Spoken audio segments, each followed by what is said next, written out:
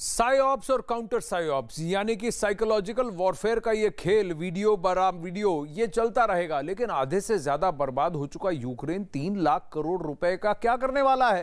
क्यों ज़ेलेंस्की ने पश्चिमी देशों और नेटो से 3 लाख करोड़ की मदद मांगी है? क्या यूक्रेन के पास पैसे खत्म हो गए हैं या फिर रूस को हराने के लिए ज़ेलेंस्की के पास कोई नया प्लान है? ज़ेलेंस्की की लगातार हार की वजह क्या है? वो एक के बाद एक डॉनबास क्यों हारते जा रहे हैं? इसका जवाब जानने के लिए आप यूक्रेन के एक मोर्चे का वीडियो देखिए। ज़ेलेंस्की की सबसे बड़ी नाकामी की वजह समझ जाएंगे।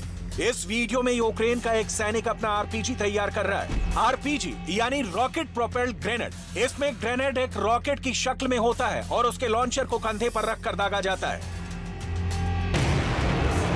लेकिन ये क्या? यूक्रेन के इस फौजी ने इस रॉकेट पर 3 ग्रेनेड बांधे हुए हैं। आरपीजी पर 3 और ग्रेनेड टेप से चिपकाने के बाद वो इसे फायर करता है। इस वीडियो को ज़ेलेंस्की को बार बार देखना चाहिए। ये काम एक स्मार्ट फौजी का है जो फ्रंट पर कुछ अलग भी सोचता है, लेकिन इससे ये साफ है कि यूक्रेन की फौज अपनी फायर पावर बढ़ाने के लिए ऐसे ऐसे तरीके अपनाने पड़ रहे हैं जिसे आम भाषा में जुगाड़ टेक्नोलॉजी कहा जाता है। इससे ये बात साबित होती है कि भले ही डॉनबास को बचाने के नाम पर यूक्रेन की फौज को नए हथियार मिल रहे हैं, लेकिन फ्रंट पर ज़ेलेंस्की का फौजी जोड़ तोड़ करके नए हथियार बना रहा है। आरपीजी जैसे हथियारों पर अलग से ग्रेनेड बांधकर चलाए जा रहे हैं। इसे फौज में इम्प्रोवाइजेशन कहा जाता है। लेकिन इससे ये बात भी पता चलती है कि यूक्रेन की फौज के पास बड़े हथियार तो हैं, लेकिन छोटे हथियारों की कमी हो चुकी है। उनके इन्फेंट्री या मिलिशिया के पास लड़ने के लिए अब हथियार खत्म हो रहे हैं। इसलिए ज़ेलेंस्की की 3 लाख करोड़ वाली रिक्वेस्ट दुनिया तक भी पहुंच रही है, लेकिन सवाल है कि उनको आखिर मिलेगा कितना? Preliminary estimate is that somewhere between 3 and 4 billion dollars are necessary on a monthly basis. And the numbers would be determined by 3 factors. युद्ध लड़ना किसी भी देश के लिए आसान नहीं होता। रोज अरबों का गोला बारूद दागा जाता है। फौज की मूवमेंट पर इतना पैसा खर्च होता है जिसका कोई हिसाब नहीं।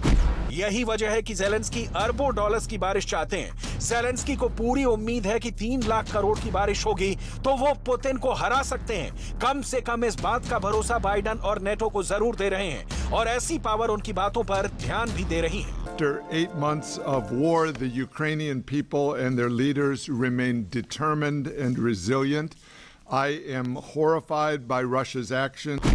रूस इस वक्त ड्रोन और क्रूज मिसाइलों से ज़ेलेंस्की के हथियार गोदाम को टारगेट कर रहा है। उसके निशाने पर अमेरिका से मिले हथियार हैं। ज़ेलेंस्की के ऐसे अड्डों को टारगेट किया जा रहा है जहां पर अमेरिका से मिले लॉन्ग रेंज वाले वेपन सिस्टम रखे गए हैं। इनमें हाइमर्स रॉकेट की रेंज 70 किलोमीटर से ज्यादा है। इनमें M777 का गोला 30 से 40 किलोमीटर के दायरे में दागा जा सकता है। इनमें हार्पून मिसाइल की रेंज तो 250 से 300 किलोमीटर तक होती है।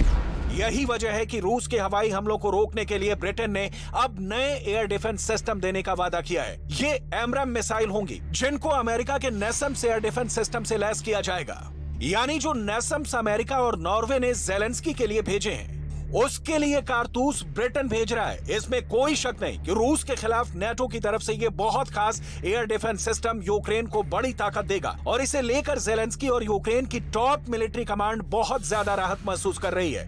इसकी बड़ी वजह जानने से पहले इस हथियार की सबसे खास बातें जान लीजिए जिस पर रूस के टॉप कमांडर्स की भी नजर है। अमेरिका और नॉर्वे का ज्वाइंट प्रोजेक्ट नेसम्स मीडियम रेंज का एयर डिफेंस सिस्टम है। ये 30 किलोमीटर की रेंज में किसी भी ड्रोन, क्रूज मिसाइल या फाइटर जेट को खत्म कर सकती है। अब देखिए रूस के वो कौन से जहाज हैं जिनके लिए नेसम्स एयर डिफेंस सिस्टम यमराज साबित होगा। ये है रूस का 25 बॉम्बर जो एक फ्लाइंग टैंक भी कहा जाता है। ये नीचे उड़ते हुए यूक्रेन की फौज पर जबरदस्त बमबारी करता है और इसी की वजह से ज़ेलेंस्की की फौज कई फ्रंट पर हार चुकी है।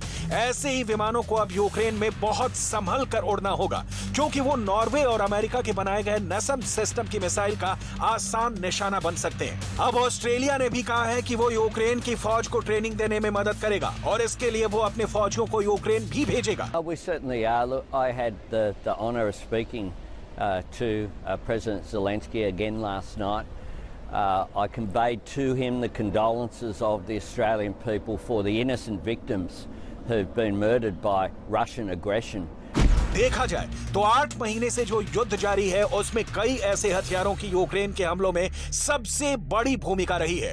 इन्हीं हथियारों की वजह से अब तक रूस की विशाल मिलिट्री पावर के आगे ज़ेलेंस्की ने पूरी तरह घुटने नहीं टेके हैं। वो डॉनबास पूरी तरह हार चुके हैं, लेकिन टक्कर बराबर दे रहे हैं। हालांकि अपनी राजधानी कीव को वो बचा लेंगे या नहीं, ये पूरी तरह अमेरिका और नाटो से मिलने वाली हथियार सप्लाई और युद्ध वाली फंडिंग पर निर्भर करेगा।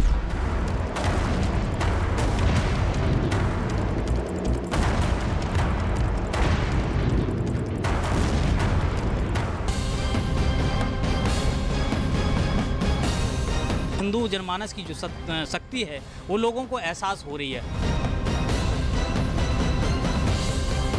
ये फैसला जो हमारे पक्ष में है